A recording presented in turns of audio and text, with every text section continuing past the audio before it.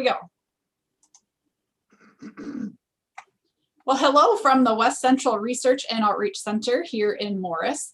I really wish we were in the garden that looks a lot like what we do behind me here, but we're not quite there yet. This is just our screen share with you, or our background on Zoom today. So what we're going to be discussing today are some of the knockout annuals that are proven to do really well in our Minnesota climate.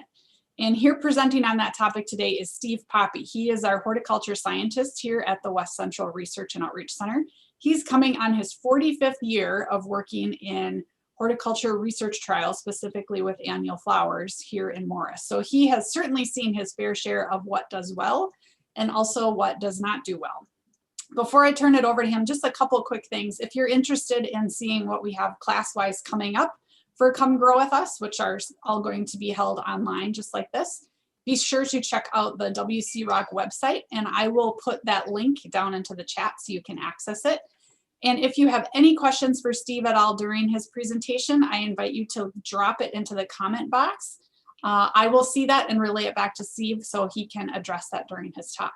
So with that, let's start talking about annual flowers. Go ahead, Steve. Thank you, Esther. Yeah, we'll open my screen here and get everybody in the spring mood.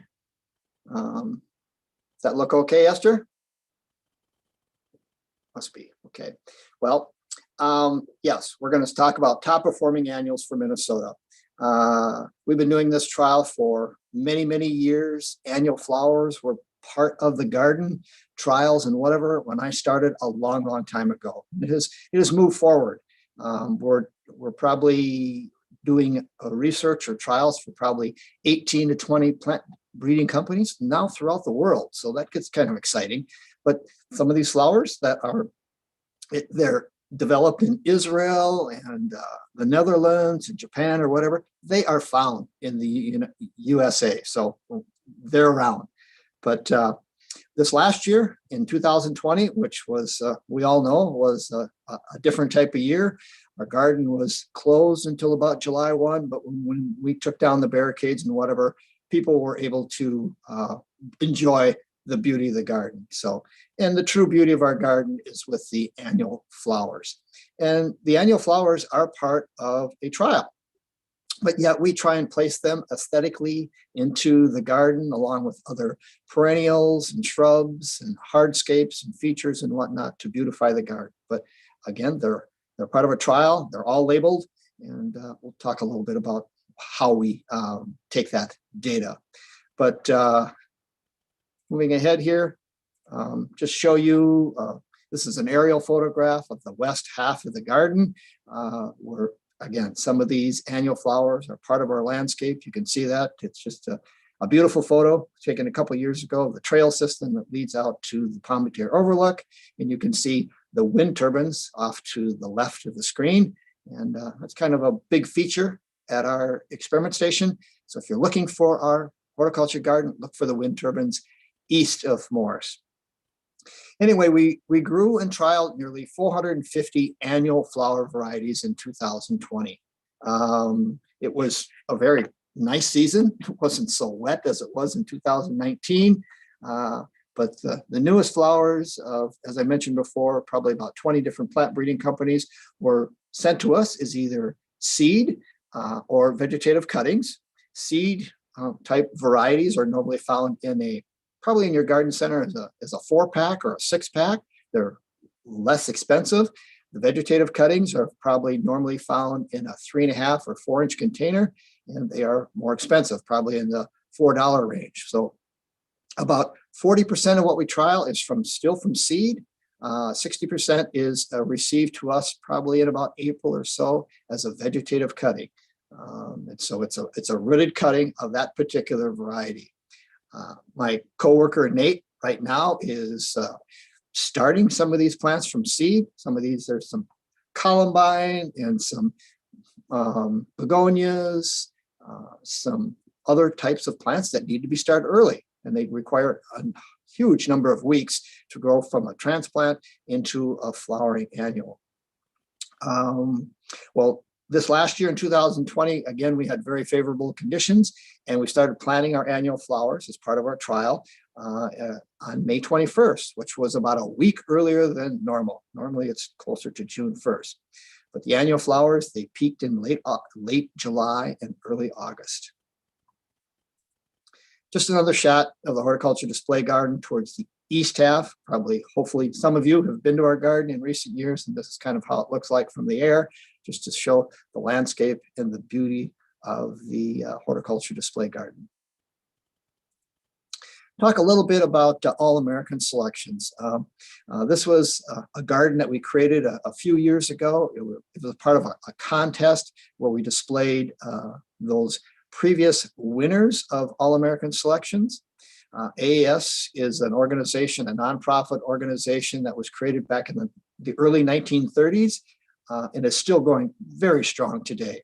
So if anytime you're going through your catalogs, you're in a bedding plant center, a greenhouse, if you can see this insignia on a label, you know that that particular variety of annual flowers from seed or vegetables from seed has had superior performance throughout the North American continent. So I'm an All-American selection judge, where also as part of our annual flower trial, we're looking at never before sold varieties that the plant breeding companies introduce, and we compare them with other great varieties as part of that trial. So they're kind of planted in a separate area. It's part of another annual flower trial. But AAS entries, the breeders, again, these breeders are from all over the world. They enter new. It just has a number on it. It doesn't have a name. They're never before sold cultivars, and we judge them in one of 4 categories. Seed ornamentals, which are started from seed, and we look at flowers and foliage are grown from seed. The vegetative ornamentals, which we have been part of this for probably about the last 4 or 5 years, they are grown in containers. A lot of these, and I'll be talking about annuals that are made specifically or bred for containers and hanging baskets. These AAS vegetative ornamentals are grown strictly in large containers. Edible vegetables, we are not part of the AAS vegetable trial, but we do display some of those AAS winners. And herbaceous perennials, they just got into this about 3 or 4 years ago. We're not part of that trial. We grow and trial a lot of other herbaceous perennials, but that's a new area for AAS, is herbaceous perennials. Just to point out a few of my favorites, All-American selections. This is called Dianthus interspecific Jolt Pink. If any of you have grown Dianthus, or pinks as they've been called, for 50 or 75 years, Dianthus are normally, they like the cool season. When it starts getting warm, they start shutting down. You can take a head shears to them and cut them back, and they'll throw out new buds and flower for you when it starts getting a little cooler. But this is a Dianthus that is an interspecific type. It blooms like this all season long. Just a terrific plant, also can be used for cut flowers. So Dianthus interspecific Jolt Pink. Another favorite AAS winner of mine is called Geranium Pinto Premium White to Rose. There are numerous colors in the Pinto series. These are started from seed, but has a very unique flower coloration, as you can see in the photo here. And they are large. They are 5-inch, which is a nice size for a geranium flower. But what they do is they start out white, and then they deepen to a rose pink, which is a really unique coloration. But one of the things I always look at is when we're rating flowers is we also look at the foliage. I like to see nice, green, clean foliage, not diseased, which normally happens a little bit with geraniums. They get a fungal disease, they get a leaf spot, a leaf scorch, and they don't look so hot.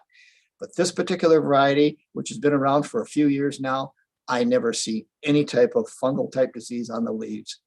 It always stays clean. So that's one outstanding feature of this particular geranium, started from seed. We'll give you a little bit of history and some of the facts about our University of Minnesota annual flower variety trials. We've been doing this for a long time, close to 100 years. Annual flower trials were part of what now is the University of Minnesota Morris campus. when it was the West Central Experiment Station. And those plots were located on what is now U of M. In 2015, we were voted as the best public display garden in Minnesota by WCCO.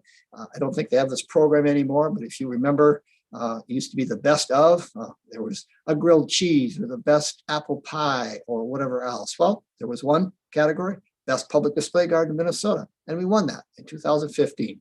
So we keep sharing that with others because that was really a big feather in our hat. Also, here's another quote from the representative that we work with from Syngenta Flowers. He was at our garden in 2019 and he shared this quote with our media. I've seen all kinds of gardens from Penn State to Colorado State. This, referring to the Morris Horticulture Display Garden, ranks in the top 10%. Again, a big feather in our hat, and our hats goes off to this representative that has really he's shared this, and he's been part of our program and continues to share flowers with us as part of our trial. So we normally have about 4 acres of public display gardens, including about, on the average, about 450 annual cultivars on display. With all our projects, whatever it might be, we do a lot of fruit research, we do some vegetable work or whatever. When we get going in late May, we're going to plant out about 18,000 different plants. So we're on our hands and knees for quite a few days, great student labor, whatnot, to help us put in all those plants. And again, they're either from seed or vegetative. And vegetative is a cutting. Our flower trials, again, as I said before, are from all over the world participate in our trial, which makes it very interesting. Annuals are evaluated multiple times throughout the growing season.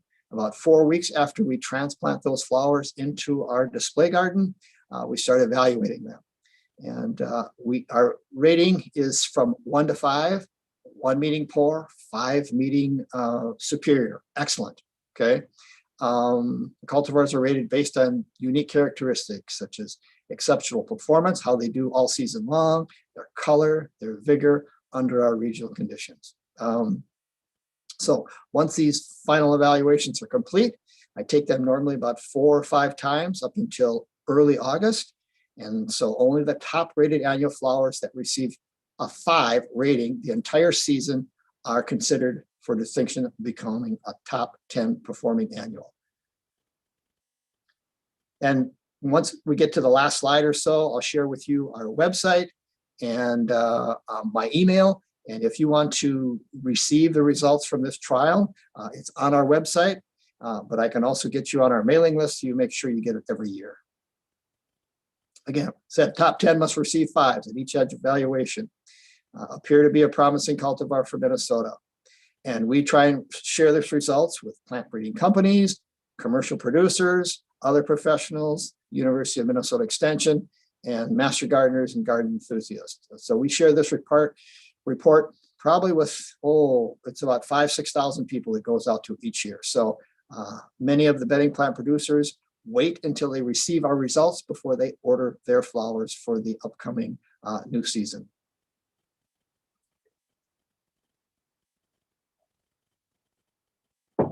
So let's start out with top 10 for 2020.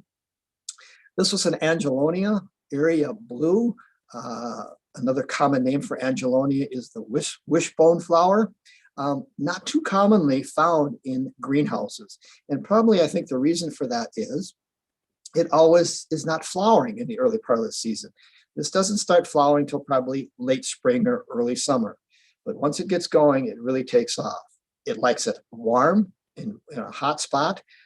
It does not necessarily do real well in the northern 1/3 of Minnesota because it seems to be a little cooler. It likes it warm. But this particular variety performed exceptionally well in both the container and in our garden landscape. Just held this blue purplish color all season long. And when plants usually grow this tall, this is about 12, 16 inches tall, sometimes they have a problem with lodging or they get bent over. This plant did not have that particular problem. Good flower stem strength.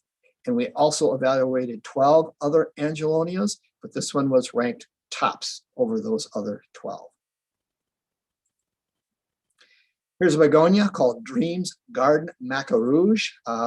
This was from a company called Beacon Camp, that's based out of the Netherlands. Again, these companies have plants throughout the United States. A lot of brokers, a lot of plant centers have this plant, but this was just a knockout with these scarlet red blooms with this small red center. This was growing in a 12-inch hanging basket, and it was just prolific all season long. We had a huge amount of begonias this last season we trialed, and this one ranked #1 over all those. I think it was about 25 or 30 we evaluated, but just excellent performance with this particular variety in a shady garden with minimal maintenance. Didn't require any deadheading. And again, I'm always looking at foliage. It had very clean, dark green foliage. Here's an interesting plant. This is Brachyantha grandvia gold. This is a straw flower. Just had really nice, bright yellow flowers with a center that turns orange as it gets older. This plant was growing in a block wall, which is right next to an asphalt parking lot. It tends to be a little warmer, which this plant really thrived in that type of environment. Very vigorous growing plants. The unique thing with this, we've grown straw flowers in the past for many years as part of our trial, and they usually get a mildew. This particular straw flower did not get any mildew this past season. So also can be grown for a cut flower, for fresh or dried displays, but nice tall plant, around 18 to 30 inches tall. Outstanding plant. And this company is called Suntory. It was probably one of their top sellers this last year for that particular company. Gomphrena, another type of, could be used as a dried flower called Truffula Pink. Unique plant. Outstanding feature was how early it flowered as compared to other Gomphrena. We've trialed Gomphrena many years past, and I was very impressed by how early this flowered as compared to other Gomphrenas. Just a really nice habit that showed off these numerous hot pink flowers that covered the plant all season long. Just as you can see right now, outstanding picture in our garden this last year. Also, if you're looking at something that might attract bees and butterflies, this is outstanding for later in the season, attracting a lot of those pollinators. 22 to about 28 inches tall. Here's a marigold. Why in the world would we put a marigold into our top 10? Well, there are just literally hundreds of marigolds out there that are really easy to grow annual from seed. This was started from seed. Marigold erecta, big top yellow. There was also orange and gold in this particular series, but this yellow was outstanding. As you can see from the picture, just full of yellow blooms, double yellow blooms all summer long. No disease issues. The plant breeders have really come a long way with some of these plants that used to be have powdery mildew issues, but again, this one did not. It was disease-free all season long. With the marigolds, it really helps to occasionally deadhead to keep new buds coming, and you'll even get more color. And we did that. We do have some maintenance on some of our plants and require some deadheading. Another unique plant that made it into our top 10 was this Petunia Amour Queen of Hearts. I swear someone took an artist brush and just painted these displays of these 5 red hearts on each one of those 2.5-inch blossoms. Very unique. Every one of them had this unique fashion on the particular petal. Queen of Hearts, great name for this plant, was outstanding. It's a semi-trailing petunia, just grew exceptionally well. Many people noticed this as they saw this displayed in our garden this last year. It is a spreader, grows anywhere from about 12 to 24 inches wide, but a great petunia that we had as one of our top 10. Another petunia that made it into our top 10 called Petunia Super Cal Rose. This is a cross between our standard begonia, our standard petunia and a Calbacoia. It just had maintained these bright, vibrant flowers with no fading all season long.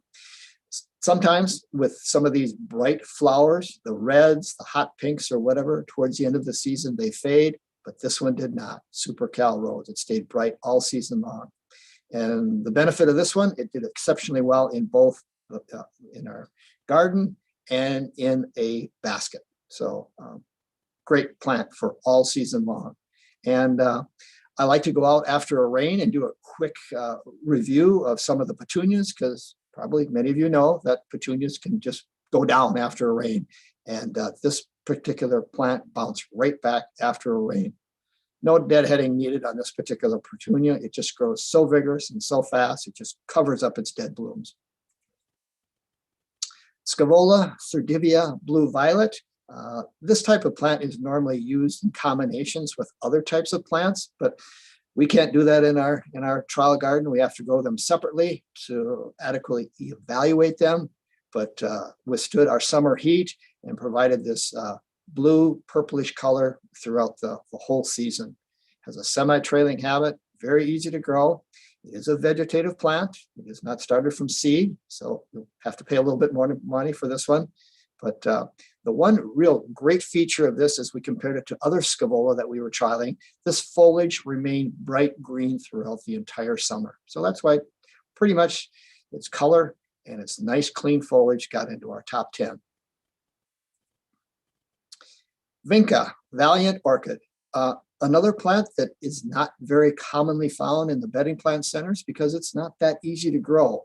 But once you get it established, it does quite well. It really does well in a very sunny area. If you have an area that is drier than normal, it's a drought tolerant plant and it likes the heat. This one had superior performance in 2020. I think its most outstanding feature was the uniformity of all the plants that were planted in the garden. As you can see here, you don't see any holes in this plant. We plant 20 plants of each variety in the display garden, and so it really filled out the bed nice. Another outstanding feature of this plant is the glossy green leaves that were had all summer long. Not too big a plant, 14 to 20 inches tall, and it has a spread about 10 to 12 inches. Zinnia, zinnias, there's a lot of zinnias out there, but this one just had superior performance, as you can see by the picture. It just filled up this bed continually with these bright yellow flowers on this very compact bushy plant. Double Sahara yellow improved. And I also look at, when you're doing evaluation, is where are the flowers? Sometimes in some of these plants, they're hidden, but this one, as you can see, all the yellow flowers for the most part are above the foliage of the plant. One tip, and if you're wanting to plant zinnias, make sure they're planted in a well-drained garden soil. And again, occasional deadheading to improve appearance. Zinnias do not like it wet. They like well-drained soil to have the best performance. Okay, now we're going to go into some honorable mentions that didn't make it into our top 10, but did have good to excellent results this past year.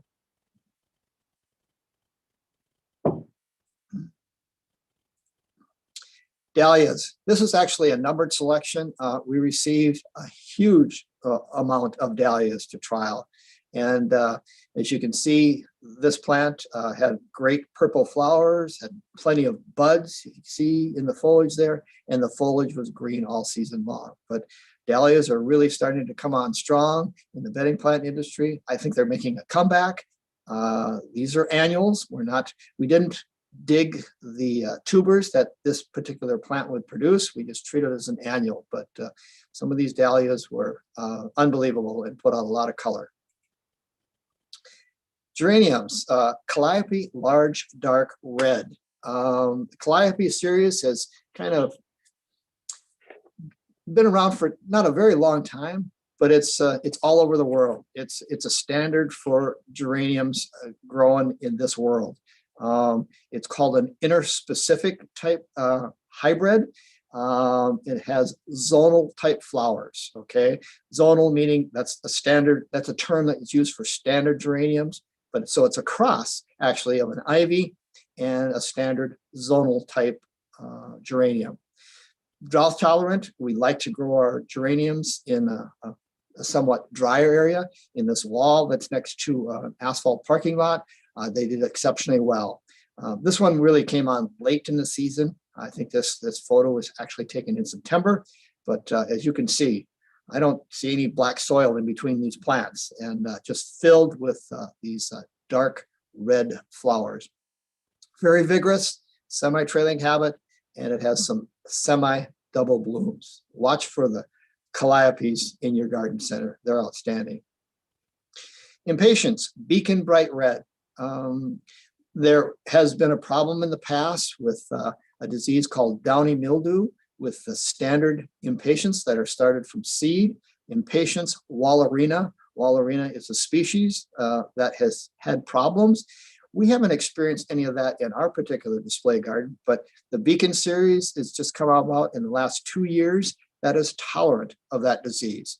So look for the Beacon series. I think there's about 6 or 7 colors, but this bright red in 2020 had very good to excellent results. Great plant, should be grown in the shade. This is the old standard impatiens that needs to be grown in the shade.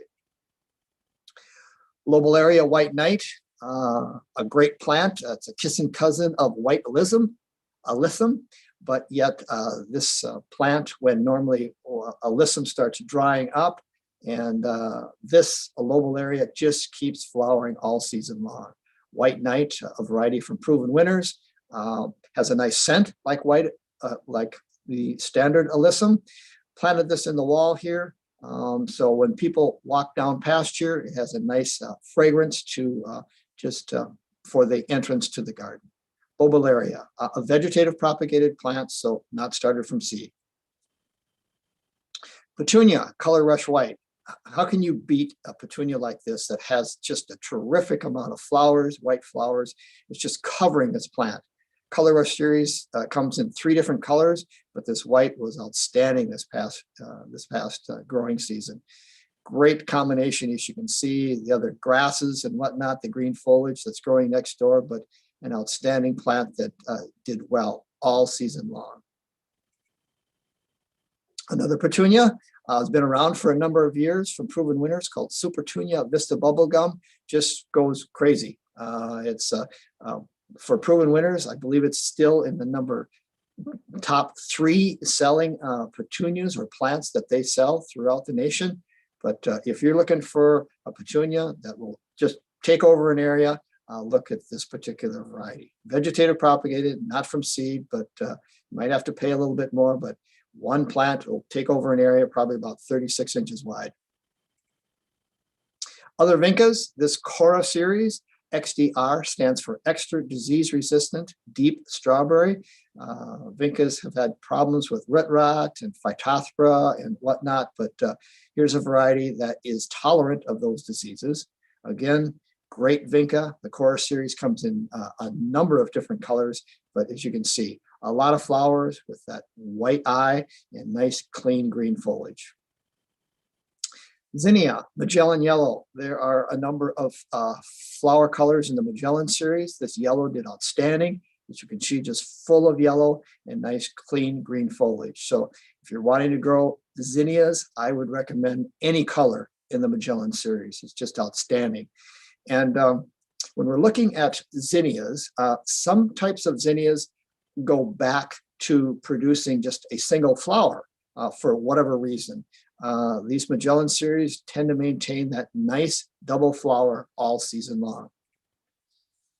Okay, now we're going to go back to talk about some of the top 10 from 2019. These are still outstanding varieties that should be readily available in your garden centers because they've been around for a couple of years. Here's a begonia, Bonariensis, big pink bronze leaf. Look for the name big. It comes in several different colors. It comes in green leaf. It comes in bronze leaf. This was a top 10 in 2019, but as you can see, it just filled up this 18-inch pot. Continuous flowers covered the plant all season long. No deadheading required on this plant. Very sturdy flower stems, did not break over or lodge for us in 2019, but great in a large container, or also can be grown in a bed. And it can be grown in either sun or shade. But look for the big series of begonias. They're great. A little taller than the standard cocktail type begonias. Calibrachoa, Cabaret Goodnight Kiss, very attractive, eye-catching flower. It almost was winking at you with this particular fluorescent type flower. Calibrachoa, also called Million Bells, are not always easy to grow. If you can see my cursor here in this pot, which is rather large, we water these always, and it goes into a 1-gallon reservoir in the bottom of the pot. We never water from the top after it gets established in this large pot. We fill it up with there's a little side reservoir in the side of the pot, so it always keeps it evenly moist, doesn't get too wet, doesn't get too dry. Anytime Calibrachoa has experienced wet or too dry, it usually goes backward, but we've been very successful with this particular container in growing our Calibrachoa. Another Calibrachoa that made it into our top 10 in 2019 was this Super Bells Watermelon Punch. Again, very attractive flower. Again, it just almost winks at you, and just a terrific plant that was just covered in these blooms all season long. Calibrachoa need a little extra care. We feed them quite regularly with water-soluble fertilizer. They also have a fertilizer that's incorporated into the soil. They're grown in a soilless mix, and so they're just a little bit more fussy to grow. But again, we've had success with this new type container in the last few years. A lot of coleus out there that are sun tolerant. This was called Coleus Heartbreaker. Did outstanding in both a large container and in the garden. Very low maintenance. The color doesn't fade. I think this bright lime green and raspberry colored foliage almost goes with anything you want to put alongside of. Easy to grow. Great, again, in sun or shade, but a great plant, Coleus Heartbreaker. Some more Beacon Impatiens. This was in 2019. We like this one because it just rated a little bit higher than the other Beacon series colors that we had in our trial for that year. Low maintenance plants. Again, if you're looking for a particular impatiens that offers high resistance to downy mildews, these are the ones to have. It's just a breakthrough in seeded impatiens for the shade. More marigolds. This is called Big Duck Orange. Just huge orange blossoms on this particular marigold. Bloomed throughout the entire season and had, again, very clean foliage. I talk about foliage a lot. I've said that many times already today, but that's an outstanding feature of some of these plants if they can stay clean. Easy to grow annual from seed. Big Duck Orange.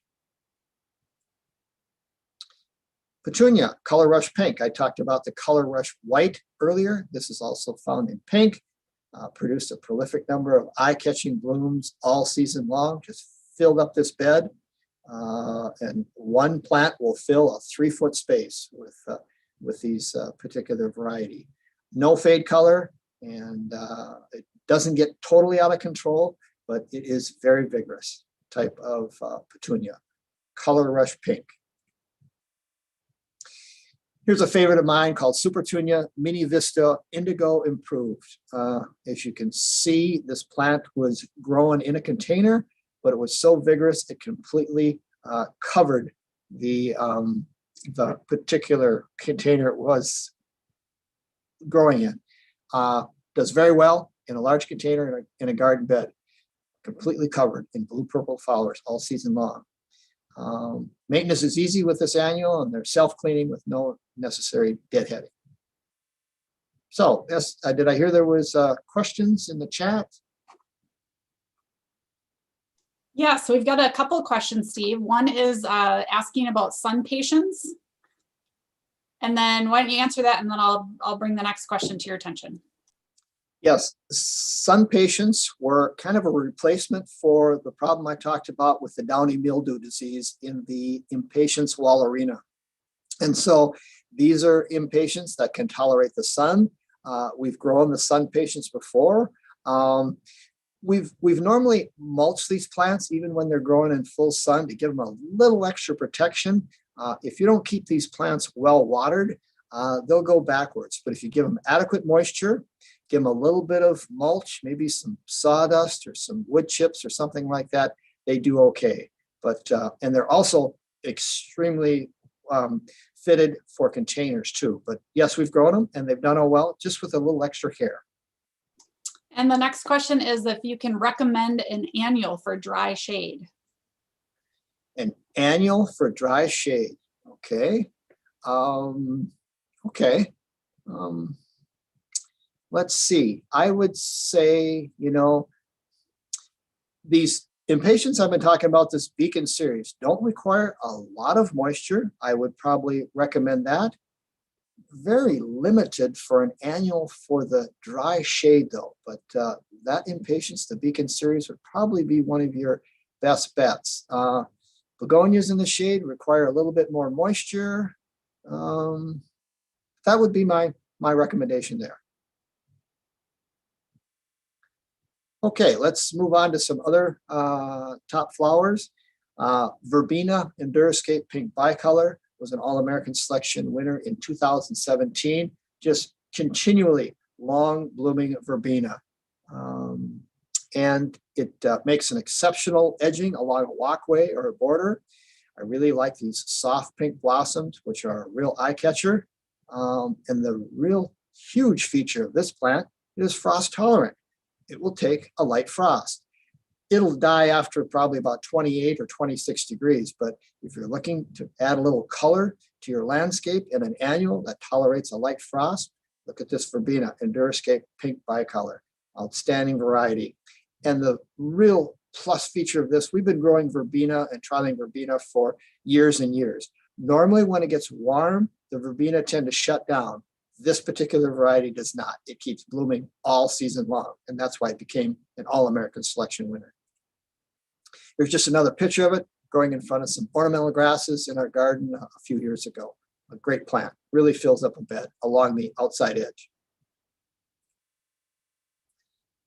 More zinnias, this Magellan Pink. I talked about the Magellan Yellow. Great disease tolerance. This was during 2019 when we had a lot of moisture, but stayed clean all season long. These plant breeders have really come a long ways in some of these plants that had the powdery mildew issues.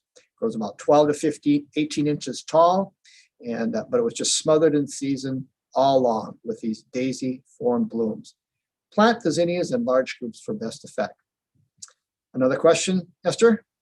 Yeah, so what kind of sun patience would you recommend, Steve? There is a sun patience. Gosh, I can't remember the name right off the top. I'd have to look at some of my data from the last years, but they are from Cicada. If you would do a search for Cicada sun patience, they kind of developed the sun patience, that particular company, Cicada, S-A-K-A-T-A. Look for those varieties. They are outstanding in the sun patience series. Okay, salvias. In 2020, we put in a salvia garden, which was a lot of salvias out there, both in the bottom of the photo. This is the Salvia splendens, and up above there are the Salvia farinaceae, two different species of salvia. They all did extremely well. But if you're wanting a group of plants that really attract pollinators, the bees, the bumblebees, the butterflies and whatnot, these are great plants. It was a terrific garden that did very well this past season. Had about 35 different varieties, so they're very popular. And just to share a few of those that were outstanding, one was called Unplugged So Blue, one of the taller blue ones here. And then Rockin' Blue Suede Shoes was another outstanding variety. Then we had a new series from a company, and it was called the Sally Fun series, which was just really a great plant this last year. Another question, Esther? Yes, you mentioned planters with a bottom water reservoir. Can you remember the manufacturer? I cannot at this time, but if you, I'm going to share with you my email in just a short while. Email me that question and I'll look up that distributor for those particular types of containers. Yes, I can't say enough about those containers. We have been able to grow outstanding plants in that container with that 1 gallon reservoir in them. Here's a plant, Gerbera. Gerbera, where normally you would in your box stores would find these and selling in a small pot to put some color on your kitchen table or whatnot. But this Bengal series, this particular red with eye, was outstanding in 2019. We've trialed Gerbera for many years, never found anything that did really well. But this Bengal series was absolutely the best Gerbera we have ever trialed in a garden bed. It is from seed, numerous flowers, excellent plant quality, almost throughout the whole entire growing season. We grew it in a semi-shaded areas with mulch was the best way to grow this particular Gerbera. Well, getting down to the end here, I want to make sure I thank the WCROC staff. We couldn't do this horticulture program and this annual flower trial if I didn't have the help of many fine individuals. Nate Dahlman, he's our horticultural researcher. He's the grower. He's working in the greenhouse. Last year in 2020, many of us were quarantined at our experiment station, but Nate was quarantined in a greenhouse. That he didn't think that was such a bad place to be during the winter season. So he grows all our plants from seed or vegetative, again, thousands of plants, and does an excellent job. Esther, who is our coordinating this program or whatever, is our communication specialist. Esther takes hundreds and hundreds of photographs, and we did a number of videos for our plant breeding companies this last year. So all these photos which you're seeing on this PowerPoint I'm giving you are because of Esther. Sophia Sparby, she was our bedding plant intern. She helped me take all the data, a really sharp young gal, which is coming back this year. And Heidi Olsen-Manska is working in our office. She's got a real talent for putting our reports together, has some how to put colors together and whatever else in our report in our bulletin. So thank you very much to these four who put together all our reports here. And if you're interested in going to, you're part of our website right now, but if you go to there and search out, our results are in that website for the last couple of years or so. And my my email address is right here. If you have some any other questions, certainly can email me and I can answer those. So with that, I've had talked for probably about 45 minutes or so. If there's any other questions, we can take those at this time.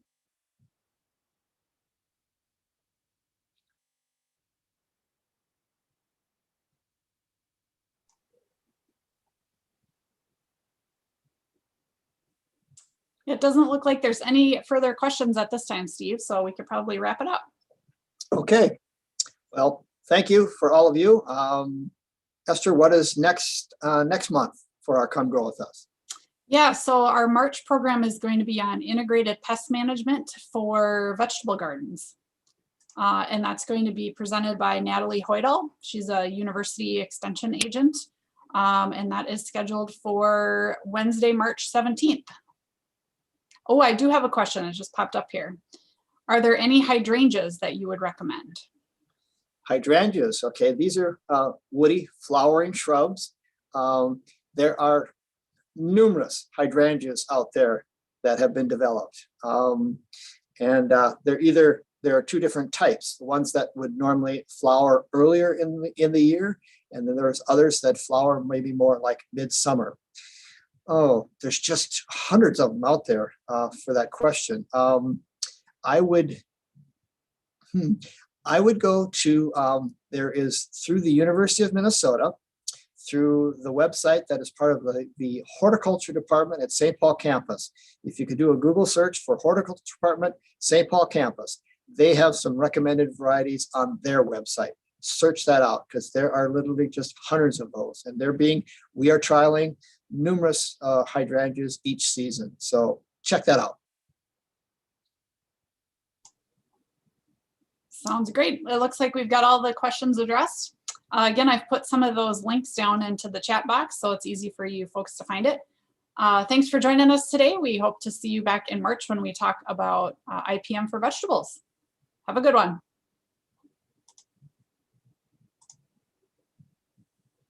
All right, so I just ended the live stream.